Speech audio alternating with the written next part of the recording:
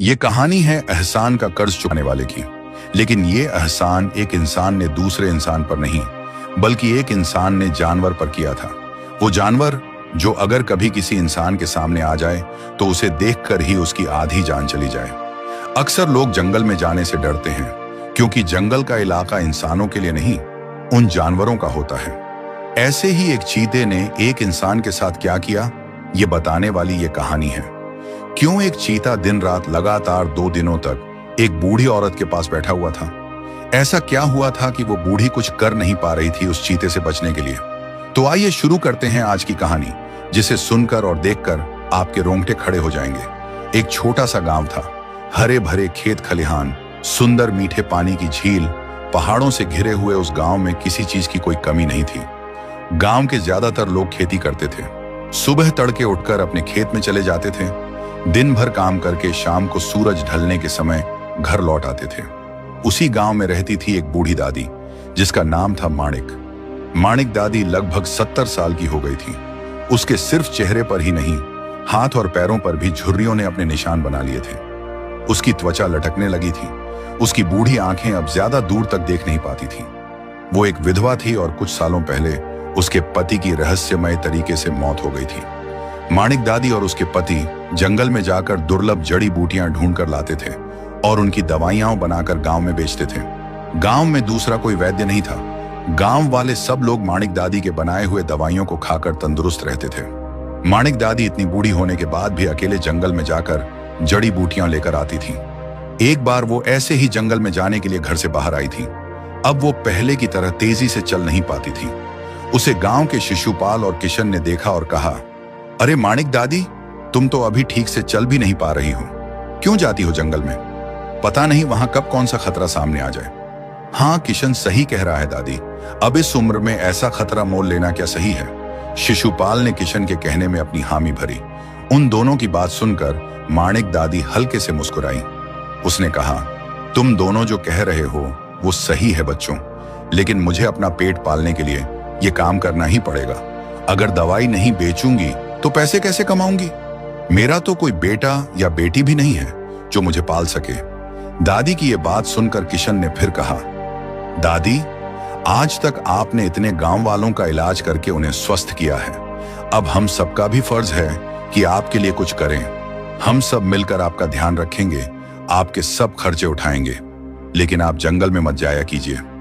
उसकी बात सुनकर माणिक दादी फिर एक बार मुस्कुराई और उन्होंने कहा, नहीं बेटा, जब तक इस शरीर में जान है तब तक मैं खुद काम करूंगी, बाकी सब भगवान की मर्जी।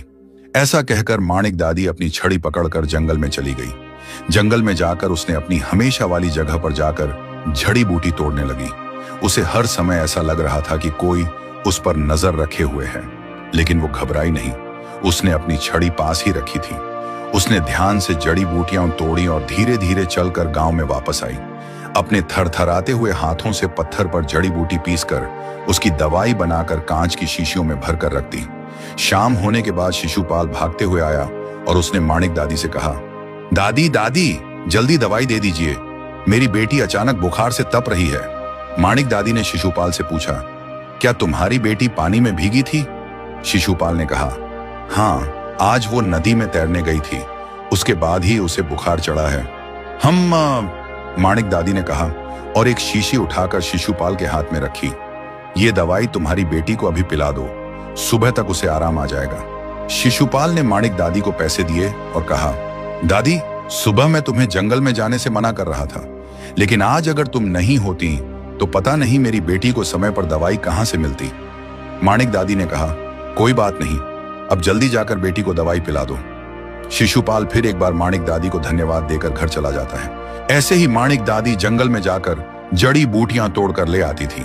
जब जब वो जंगल में जाती थी, उसे ऐसा लगता था कि कोई उसे छुपकर घूर रहा है, लेकिन इतने सालों की आदत की वजह से अब उसे डर नहीं लगता था। उसके पति जब जिंदा थे तब वो उनके साथ रोज जंगल में जाती थी, इसलिए वो जंगल के छप्पे छप्पे से वाकिफ थी। एक दिन गांव की ही एक औरत बिंदिया माणिक दादी के पास आई और उसने कहा, दादी, मेरी शादी को 6 साल हो गए हैं, लेकिन अभी तक मुझे बच्चा नहीं हो रहा है। तुम तो गांव के सब लोगों को दवाई देकर ठीक करती हो, तो मुझे भी कोई ऐसी दवाई दे दो जिससे मुझे बच्चा होने में आसानी हो जाए। नहीं तो मेरी सास मेरे पति की दूसरी शादी करवा देगी। ये सुनकर माणिक दादी ने कहा, चिंता मत करो बेटी, ऐसी एक जड़ी बूटी है जिससे तुम्हें बच्चा होने में आसानी होगी, लेकिन वो दवाई अभी मेरे पास नहीं है। मैं कल जंगल में जाकर वो जड़ी बूटी लेकर आती हूँ, फिर तुम्हें दवाई बनाकर दे दूंगी। बिंदिया ने झुककर माणिक दादी को प्रणाम किया और चली गई। अगले दिन माणिक दादी हमेशा की तरह जंगल में गई। बिंदिया के लिए वो खास दवाई खोजने के लिए जंगल के और अंदर चली गई थी। उसे वो जड़ी बूटी दिखाई दी और वो खुशी से उस जड़ी बूटी लेने जाने लगी, लेकिन तभी उसका पैर फिसल गया और वो एक गड्ढे में जाकर गिर गई। शाम हो चुकी थी और अंधेरा होने लगा था। आसपास ऐसा कोई नहीं था जो बूढ़ी माणिक दादी की मदद करे। कुछ देर तक वो वहीं उस गड्ढे में बैठी रही। उसके पैर में चोट आई थी और उसका पैर बहुत दर्द कर रहा था। वो जैसे तैसे गड्ढे से बाहर आने की कोशिश करने लगी थी। बहुत देर जूझने के बाद वो गड्ढे से बाहर आ गई, लेकिन अब माणिक दादी चल नहीं पा रही थी। वो अपने पैर को घसीटते हुए एक पेड़ के नीचे बैठ गई। उसने देखा कि पूरे जंगल में घना अंधेरा छा गया था। वो समझ गई कि इस टूटे हुए पैर से वो गांव तक पहुंच नहीं पाएगी। उसने अपने आप से कहा, माणिक, लगता है आज की रात इस जंगल में ही बितानी पड़ेगी। अगर जंगली जानवरों से बचकर जिंदा रही तो कल सुबह गांव जाने की कोशिश करूंगी। माणिक दादी वहीं बैठी रही। रात जैसे जैसे काली हो रही थी, अंधेरा और गहरा हो रहा था। साथ ही जंगल के उस सन्नाटे में जंगली जानवरों और झींगुरों की आवाज से जंगल की शांति भंग हो रही थी। बूढ़ी माणिक दादी के पास ना तो खाने के लिए कुछ था और ना ही प्यास बुझाने के लिए पानी। भूखी प्यासी वो बहुत देर तक वैसी ही बैठी रही और कुछ देर के बाद वहीं उसकी आंख लग गई। कुछ देर के बाद उसने महसूस किया कि जैसे उसके आसपास कोई है। उसने अपनी आंखें खोली और सामने देखा कि अंधेरे में दो आंखें पीली चमक रही हैं। धीरे धीरे वो आंखें उसके पास ही आ रही थीं। कुछ ही देर के बाद उन दो चमकती पीली आंखें उसके बिल्कुल नजदीक आ गईं और एक बड़ा चीता माणिक के पास आ गया। वो चीता माणिक को घूर रहा था। माणिक के पैर में आई हुई चोट की वजह से वो कहीं नहीं जा सकती थी। माणिक ने अपनी आंखें फिर बंद की और मन में सोचा कि आज की रात उसकी आखिरी रात है।